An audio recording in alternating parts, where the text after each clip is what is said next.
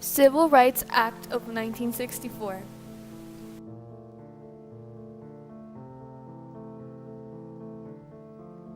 In 1957, 9 African American kids were given the opportunity of white education.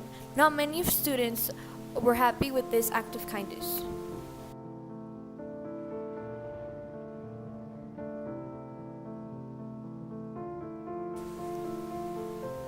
Lyndon B. Johnson, taking a stand by signing the Civil Rights Act of 1964, granted rights and liberty to all African Americans of the country.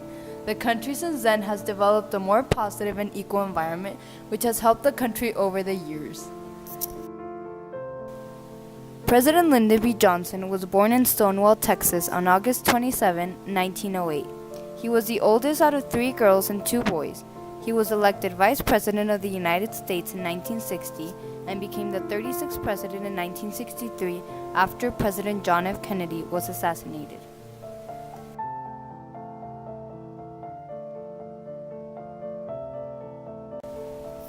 Lyndon B. Johnson was sworn in as the 36th President aboard Air Force One.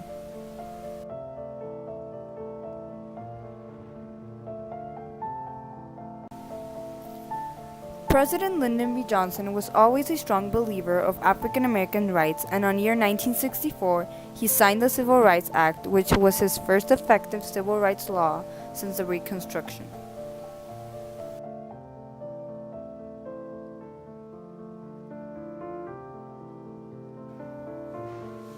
So, in the 1960s, our biggest problem was segregation and inequality between the people.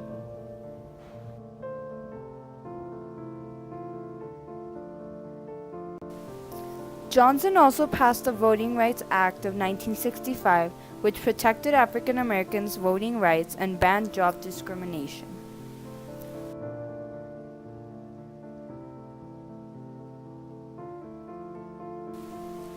It is known that President Lyndon B. Johnson used nearly 100 pens to sign the Civil Rights Act of 1964.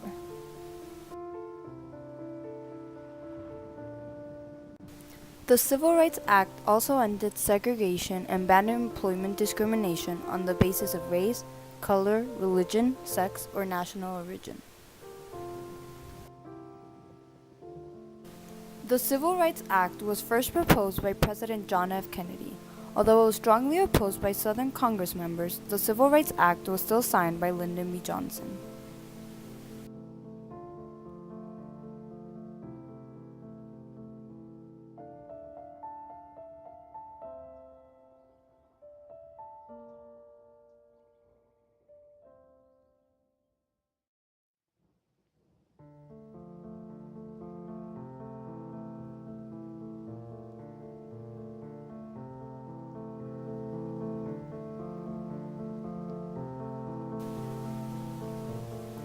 During the years of 1861 and 1865, a trio of constitutional amendments abolished slavery.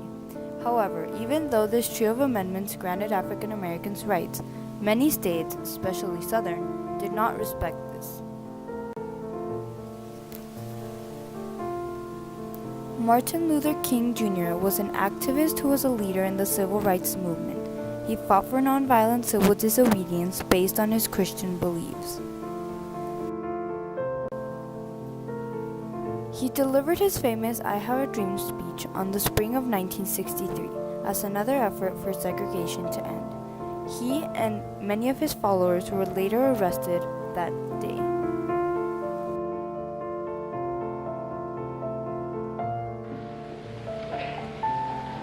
I speak tonight for the dignity of man and the destiny of democracy. I urge every member of both parties, Americans of all religions and of all colors, from every section of this country, to join me in that cause.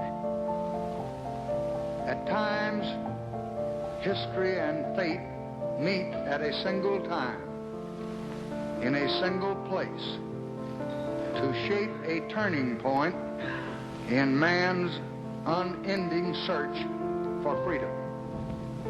So it was at Lexington and Concord. So it was a century ago at Appomattox. So it was last week in Selma, Alabama.